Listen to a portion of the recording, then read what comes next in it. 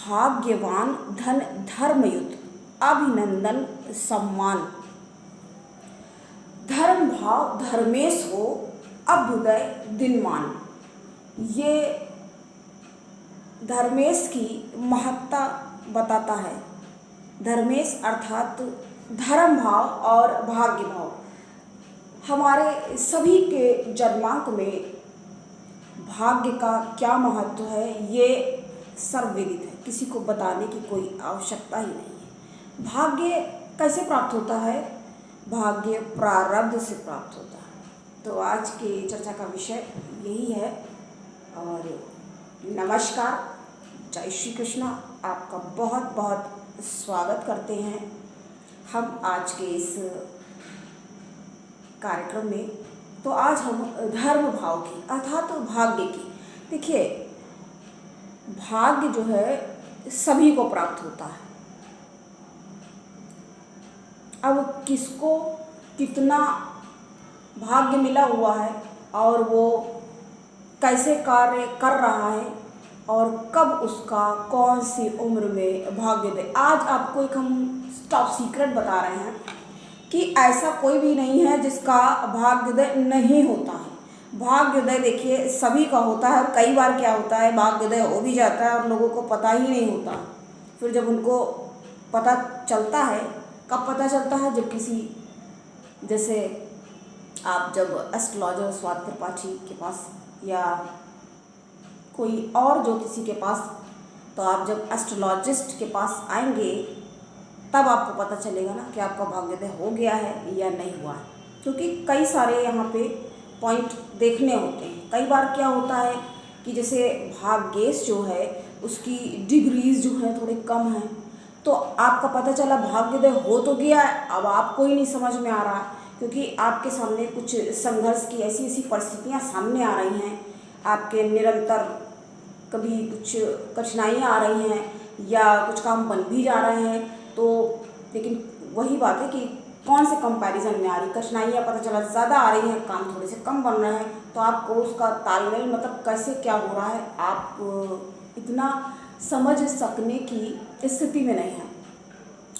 तो ये महत्व है भाग्य भाव का।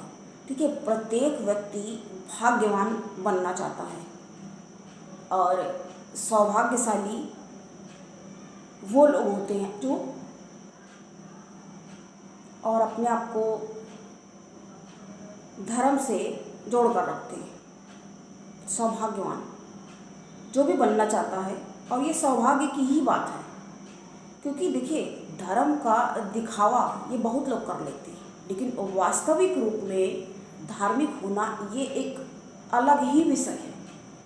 तो काफ़ी सारे लोग दार्शनिक भी होते हैं, केवल कर्मकांड। अब हम देखिए एकदम से हमें ये भी बताना था आपको, कर्मकांड के बारे में हम आपको बता देंगे एक अच्छा सा वीडियो बना के, कि बहुत सारे लोगों को नहीं पता होता है, कोई पूछता है क्या करना है, ऐसे करना है, कैसे क्या, तो वो हम आपको बताएंगे।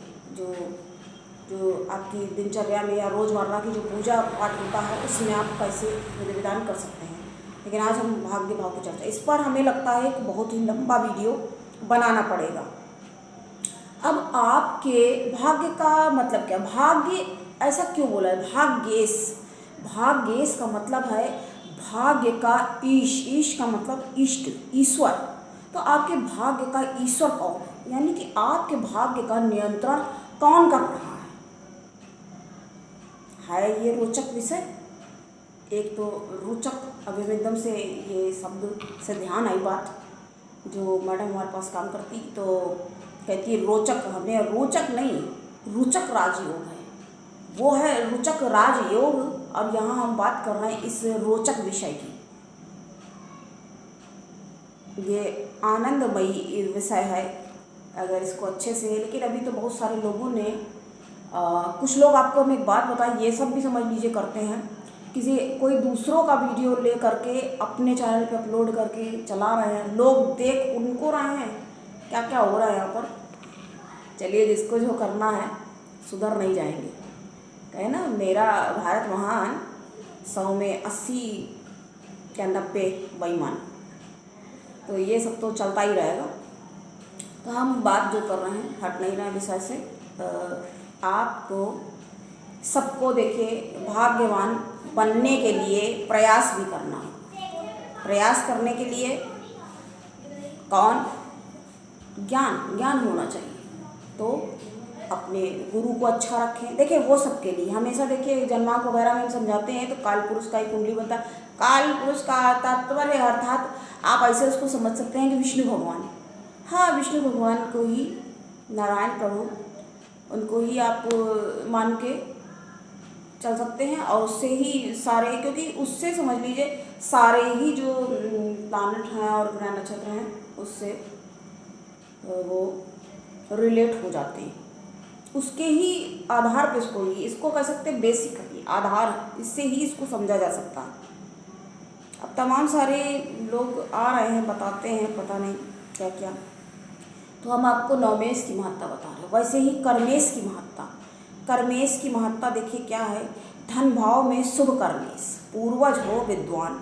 अब जो धन भाव में यदि शुभ कर्मेश यदि बढ़ जाता तो उसके जो पूर्वज होते हैं वो बहुत ज़्यादा विद्वान होते हैं। अब बताइए जब पूर्वज उसके विद्वान हैं, देखिए बात बताते हुए इनकी भी थोड़ी सी बताना आवश्यक है। तो होंगे विद्वान होंगे तो क्या आगे वाली जो पीढ़ी होगी उसको क्या कुछ नहीं दे के जाएंगे, कुछ नहीं सिखाएंगे। तो उनका ही समझ लीजिए अंश है। हम सभी परमपिता ईश्वर के ही संतान हैं। तो ईश्वर के लिए अपने सारे ही बच्चे प्रिय होते हैं। लेकिन जब दुख कष्ट आता है तो क्या करता है इंसान, कुतार्क करने लग जाता है, अतार्किक बातें करता है और भगवान का ही विरोध सबसे पहले शुरू कर देता करना, जिसमें से ये धनु और मीन के साथ थोड़ा सा ज़्यादा ही हो जाता है। क्योंकि ये लोग होते धार्मिक हैं। अब हम ही हैं, जैसे मान लीजिए हम हैं धार्मिक हैं, ईश्वर में विश्वास करते हो या कोई भी है, चलिए कोई भी आप हैं, आप में से हम में से कोई भी हो, अब धार्मिक है तो जब कोई काम नहीं बनता है तो बच्चे नहीं होते जैसे सबसे बड़े पकड़ के अपने माँ बाप को हिला दे। तो माँ बाप कौन है, ईश्वर ही तो, असली माँ बाप तो वही हैं। तो जब ईश्वर हैं तो उनको ही कि क्या हमारे भगवान सुनते नहीं हैं और हमारा ये नहीं हुआ। जैसे कुछ कम एज के जैसे जो स्टूडेंट वगैरह होते हैं, पढ़ते लिखते हैं, नहीं सिलेक्शन हो पाता है या कोई प्रॉब्लम आती है, नंबर मार्क्स वगैरह कम आ जाते हैं, मेरे जैसे कोई मार्क्स वगैरह कम आ जाते हैं तो हम भी ऐसे ही भगवान बताओ हमने, ऐसा होता है ना। हमें लग रहा आपको समझ में आ रहा होगा हम क्या बोल रहे हैं। तो भगवान क्योंकि वो अपने, उनसे आपका एक जुड़ाव है तो आप इस तरह से बात करते हैं। क्या भगवान आप सुनते नहीं हो, क्या मेरी बात नहीं सुना आपने, ऐसे करके जब काम नहीं बनता है या अटकता है तो सबसे पहले पूजा पाठ करता होगा तो अब हमें नहीं करना, करते हैं इसे।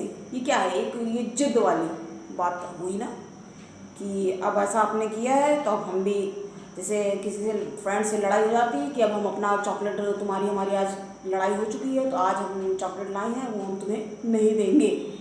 उसी तरह से कि भगवान के हम वैसे को पूजा करते हैं, अब भगवान ने हमको हमारे कम नंबर लाए हैं तो अब हम आज नहीं करेंगे, आज से या आज नहीं करेंगे या एक महीने जो भी जिसका जैसा। तो बहुत ज़्यादा ज़रूरी ये है कि प्रारब्ध को समझिए। जैसा भी देखिए भाग्य मिला है तो वो भी तो भाग्य है। मान लीजिए एक शिशु है और बालक है तो कौन से घर में आया, उसका जन्म हुआ, उसके पता चला माँ बाप उसके लिए सामान वस्तु में नहीं जुटा पा रहे हैं, नहीं उसको उपलब्ध हो रही, और कोई है कि ऐसे घर में आया है तो कहते हैं ना चांदी का चम्मच, सोने का चम्मच लेके आया। तो ये सब भी अच्छी संतान मिलना। अब संतानेश कहाँ पर है, देखिए बहुत सारे लोगों के क्या हो जाते हैं, जैसे शनि से संबंध बन जाता है तो संतान विलंबित हो जाती है, शांतति सुख विलंबित।